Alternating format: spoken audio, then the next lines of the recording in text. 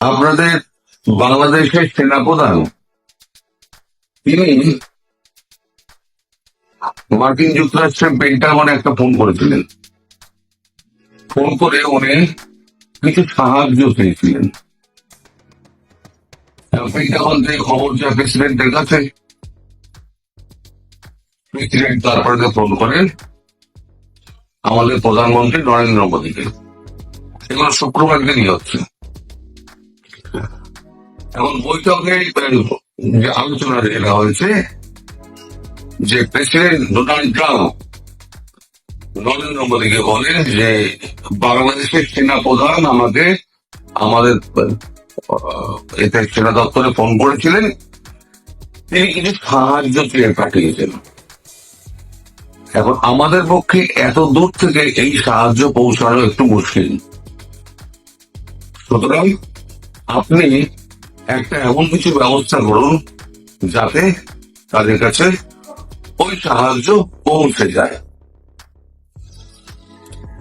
এখন কি সাহায্য না সাহায্য আমি আপনাদের বলবো না, যাদের বুদ্ধি আছে তারা করে নেবেন, কিন্তু আমি নিজের মুখে কিছু বলবো না। তারপরে নরেন্দ্র মোদী সেখানে জিজ্ঞেস করেন যে সেখানে একটা সরকার রয়েছে, বৈধ হোক অবৈধ হোক সে সরকার তো রয়েছে। এখন এই সমস্ত সাহায্য আদান প্রদান এগুলো যেগুলো হয় সেগুলো তো সরকারি মাধ্যমে হয়, তাহলে আমরা সরকারকে এড়িয়ে সেটা বৈধ হোক অবৈধ হোক আমরা করবো কি করে? তখন ডোনাল্ড ট্রাম্প বলেন যে সেনা প্রধান এই সরকারের 2 পয়সা দাম দেয় না, উনি যা করেন উনি নিজে করবেন, ফলে আপনি নিশ্চিন্তে এই জিনিসগুলো সাহায্যটা পাঠাতে পারেন। তারপরে নরেন্দ্র মোদী ওই কথাবার্তা শেষে এবার উপস্থিত যারা ছিলেন তাদের সঙ্গে আলোচনা করেন, যে সাহায্যের ডিটেলস নিয়ে আলোচনা করেন। অমিত শাহকে জিজ্ঞেস করেন যে আমাদের বর্ডার সিচুয়েশন কি আছে। অমিত শাহ পরিষ্কার বলে দেন বর্ডার আমাদের পুরো সিল রয়েছে। রাজনাথ সিং জানিয়ে দেন যে আমাদের শরীরের সমস্ত মোতায়েন রয়েছে, যেখানে যা করার আমরা করে রেখে দিয়েছি, সমস্ত কোর ডিভিশন গুলোকে অ্যালার্ট করা রয়েছে, সুতরাং সেদিকে কোনো সমস্যা নেই। তাহলে ব্যাপারটা তাহলে এবার সাহায্যটা পাঠানো। এখন কিভাবে সাহায্য পাঠাবে, কি সাহায্য পাঠাবে সে ব্যাপারে কিন্তু আমি কোনো মন্তব্য করবো না। শুধু এটুকু বলতে পারি কয়েক বিলিয়ন ডলারের একটা সাহায্য ভারতবর্ষ খুব শিগগির বাংলাদেশে পাঠাচ্ছে। খুব শিগগির বলতে এই মানে মঙ্গলবারের মধ্যেই হয়তো পৌঁছে যাবে, কিভাবে পৌঁছাবে সেটা আমি জানি না। এবং তার আগে এই মিটিং যখন হচ্ছে শুক্রবার দিন, তারপরে সব কথা ফোনে না বলে একটা মুখোমুখি কথা বলার জন্য একটা টিম তৈরি করা হয়।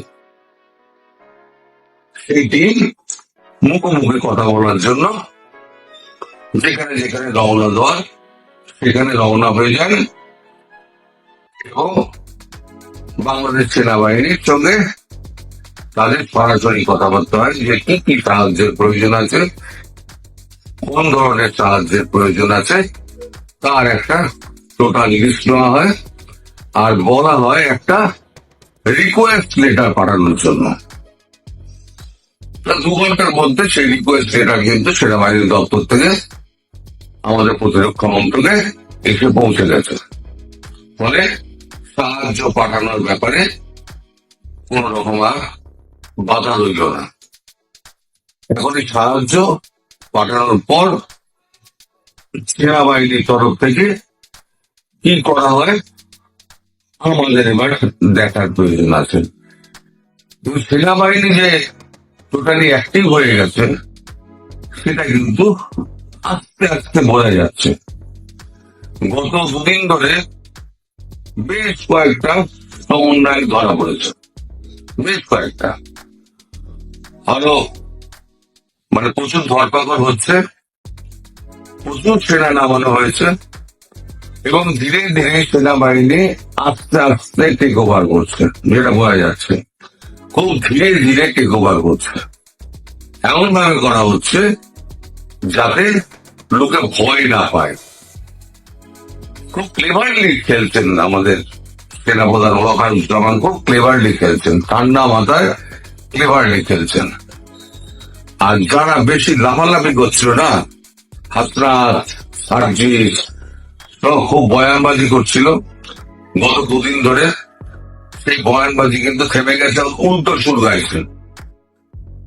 এমন করতে দেওয়া হয়েছে, এখন উল্টো সুর গাইছে না। সেনার সঙ্গে আমাদের কোনো সংঘাত নেই, তাদের সঙ্গে আমাদের সৌহার্দ্যপূর্ণ সম্পর্ক। দুদিন আগে যে সমস্ত কথাবার্তা এরা দুজনে লিখেছিল, তাদের মনে হচ্ছে সেনাবাহিনী দপ্তরে ঢুকে এরা সেনাবাহিনী একবারে সব খতম করে দিয়ে সেনা দপ্তরই দখল করে নেবে বঙ্গভবনের মতো। তো যাই হোক, খুব টাইট সিচুয়েশন। এই টাইট সিচুয়েশনে যখন তখন যারা খুশি হতে পারে। আর একটা কথা, এটা বলে শেষ করবো, 25 তারিখ খুব সম্ভবত চীন রওনা হচ্ছেন আপনাদের প্রধান উপদেষ্টা ডক্টর ইউনূস। তিনি যাচ্ছেন হয়তো 26 তারিখে তার অনুপস্থিতিতে বড় ধরনের একটা কিছু বাংলাদেশের বুকে ঘটতে পারে। ঘটবেই এই কথা কিন্তু আমি বলবো না, কিন্তু আমাদের কাছে যা খবর আছে, যদি সব ঠিকঠাক চলে, সাহায্য যদি সময় মতো পৌঁছে যায়, যদি সব ঠিকঠাক থাকে, তাহলে পরে কিন্তু একটা বড় ধরনের একটা ঘটনা কিন্তু বাংলাদেশের বুকে ঘটবে। আপনারা সবাই সতর্ক থাকুন, আপনাদের ঘাবড়াবার কোনো প্রয়োজন নেই।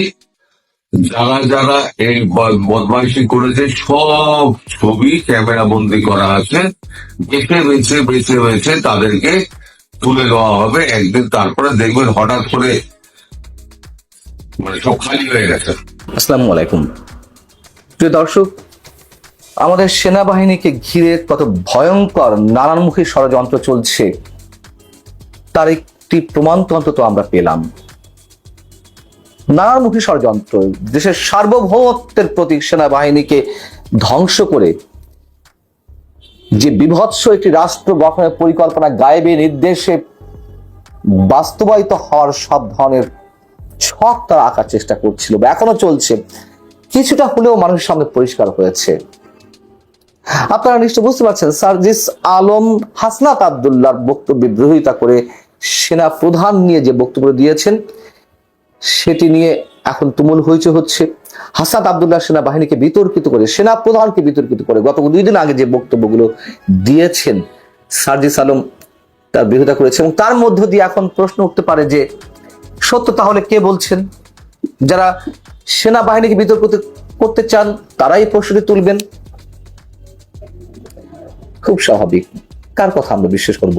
এখন সেই বিশ্বাসের জায়গা থেকে জাতীয় নাগরিক পার্টিরই আর এক নেতা আব্দুল হান্নান মাসুদ, তিনিও তার ফেসবুকে একটি স্ট্যাটাস দিয়েছেন। ভাইরে কি শুরু করেছেন আপনারা? কার কথা আমরা বিশ্বাস করব? এবং সবচেয়ে গুরুত্বপূর্ণ যে কথা হান্নান মাসুদ তুলেছেন, এমন স্পর্শকাতর বিষয়গুলো কি পাবলিক না করলেই হতো না? দুজনের উদ্দেশ্যে বলেছেন।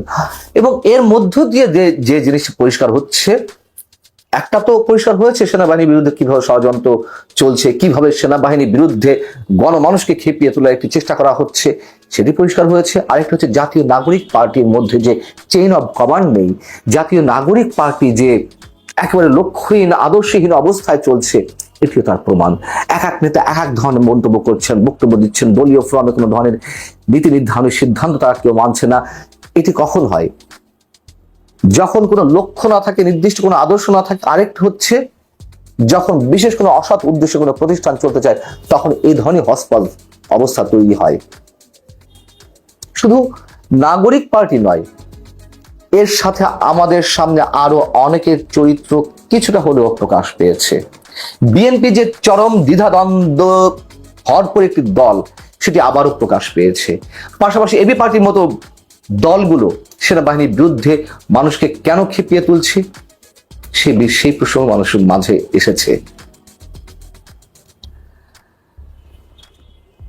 হাসনাত আব্দুল্লাহ, সার্জিস আলম, হান্নান মাসুদ, তাদের বক্তব্যগুলো আপনারা শুনেছেন, ফেসবুক স্ট্যাটাসে কি লেখালেখি হয়েছে আপনারা শুনছেন। সেই জায়গা থেকে আমরা যদি আরেকটু সামনে এগোই, গায়েবী নির্দেশে সেনা প্রধানের যে বক্তব্য ফেসবুক স্ট্যাটাসে হাসনাত আব্দুল্লাহ উপস্থাপনের চেষ্টা করেছেন, সেটিকে কেন্দ্র করে কথিত তৌহিদি জনতাকে ক্ষুব্ধ করে তোলার এক ধরনের প্রচেষ্টা চালানো হলো আটলান্টিকের ওপাশ থেকে।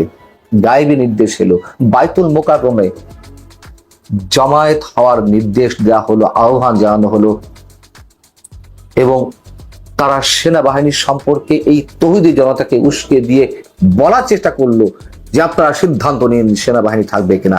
এই ধরনের মন্তব্য তো এলো। আর একজন গায়েবী নির্দেশে বললেন সেনা প্রধানের নির্দেশে দেশ পরিচালিত হবে নাকি বিপ্লবীদের কথায় দেশ পরিচালিত হবে। এই যে উস্কানিমূলক বক্তব্য কি ভয়ঙ্কর এক শ্বাসরুদ্ধকর পরিস্থিতির সৃষ্টি করেছে বাংলাদেশে গত কয়েকদিনে। বিএনপির কথা, আসলে বিএনপি বিষয়ে অনেকেই যারা বিএনপিকে সমর্থন করেন তারাই ক্ষুব্ধ। বিএনপি আসলে কোন লাইনে হাঁটতে চায়? যে বিএনপি আওয়ামী লীগের নিষিদ্ধ চায় না, এমনটি তারা সরাসরি বলে এসেছে এবং বলেছে যে তারা বিচার চায় যারা অপরাধী, কিন্তু সবাই মিলে আওয়ামী লীগের বিষয়ে সিদ্ধান্ত নিতে এমন কথা তারা বলে আসছিল। এদিক থেকে তাদের মধ্যে একটা উদারতার পরিচয় পাওয়া যাচ্ছিল। এই বিএনপিকে তো আওয়ামী লীগ নিষিদ্ধ করতে চেয়েছিল, সেটি তো নিন্দা তো আমরা সবাই জানিয়েছি। যাই হোক, বিএনপির অবস্থানকে আমরা স্বাগত জানিয়েছিলাম। সেই বিএনপি আবার মোটামুটি ইউটার্ন নিয়ে এই যে জাতীয় নাগরিক পার্টি বুঝি হোক না বুঝি হোক নানান ধরনের মন্তব্য করছিল, সেদিকে তারা গা ভাসানোর চেষ্টা করলো। জাতীয় নাগরিক কমিটি হুঙ্কার ছাড়লো। প্রধান উপদেষ্টা যখন বলল ইন্টারন্যাশনাল ক্রাইসিস গ্রুপের প্রতিনিধি দলের সামনে যে আওয়ামী লীগ নিষিদ্ধের বিষয়ে সরকারের এই মুহূর্তে কোনো ধরনের পরিকল্পনা নেই, যখন হুঙ্কার দিয়ে উঠলো জাতীয় নাগরিক কমিটির নেতারা বা সাবেক সমন্বয়করা, ঢাকা বিশ্ববিদ্যালয়, জাহাঙ্গীরনগর বিশ্ববিদ্যালয় মিছিল চলতে থাকলো, তখন বিএনপি মনে করলো বাপরে বাপ, আমার তো এদের ভাষাতেই কথা বলতে হবে। তখন তারা বললো যে ফ্যাসিবাদের পুনর্বাসন করা যাবে। এবং এটি কখন বললো? যখন হাসনাত আব্দুল্লাহর স্ট্যাটাসটি তার পরপরই এলো, ডক্টর মোহাম্মদ ইউনূসের ওই মন্তব্যের পরপরই যখন পাবলিক করা হলো। মানে সবসময় যেদিকে শক্তি যাচ্ছে সেদিকে বিএনপি হাওয়া দেওয়ার চেষ্টা করছে। কেন এই অবস্থা? বিএনপি তো নিঃসন্দেহে এই মুহূর্তে জনপ্রিয় দল, তারা কেন তাদের সক্রিয় অবস্থানে থাকতে পারছে না? এবং অনেকে যে বলেন যে বিএনপি সবসময় অন্যের কাঁধে উঠে চলার চেষ্টা করে, রাজনীতি করার চেষ্টা করে, কখনো জামাতের কাঁধে, কখনো অন্যের সাথে মিত্রতা করে, কখনো জামাতকে বাদ দিয়ে, কখনো অন্যের আন্দোলনকে পুঁজি করে। আমরা এইগুলোকে গুরুত্ব দিতে চাই না, কিন্তু বিএনপি যে রাজনীতি শুরু করেছে এটি বাস্তবতা। এটি এখন অবশ্যই বিবেচনা নেওয়ার মতন।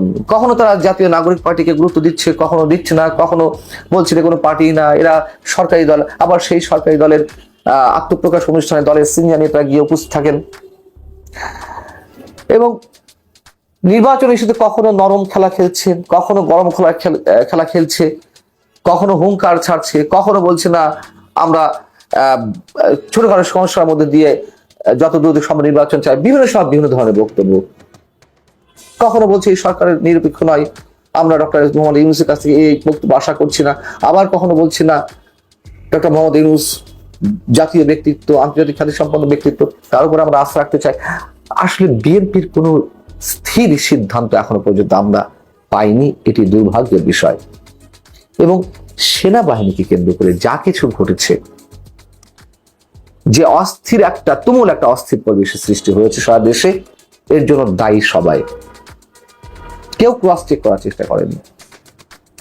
আমরা আমাদের জায়গা থেকে বলার চেষ্টা করছিলাম যে সেনাবাহিনী যদি বলেও থাকে, সেনাবাহিনীর স্বাভাবিক প্রক্রিয়ায় রাজনীতি হস্তক্ষেপের এখতিয়ার নেই, কিন্তু এখন তো স্বাভাবিক প্রক্রিয়া নয়। এবং যেখানে সেনাপ্রধান দেশের ভার, দেশকে গণতান্ত্রিক প্রক্রিয়া উন্নত করার জন্য সবার তার প্রতি আস্থা রাখার আহ্বান জানিয়েছিলেন সবার প্রতি। সেই জায়গা থেকে তো রাজনৈতিক দলগুলো নিয়ে নানান ধরনের মত দ্বিমত বা তার অভিমত থাকতেই পারে, কিন্তু সেনা প্রধানের বক্তব্যকে কালার করে রং চং মেখে যেভাবে হাসনাত আব্দুল্লাহ তুলে ধরলেন, পরবর্তীতে সেটিকে কেন্দ্র করে যা কিছু ঘটেছে, ওপেন বক্তব্য দেওয়া হচ্ছে সেনাবাহিনীকে উদ্দেশ্য করে। আমি এটুকুও বলি, বারবার বলতে হয়, না হলে না বললে আবার অনেকে বলবেন যে খণ্ডিত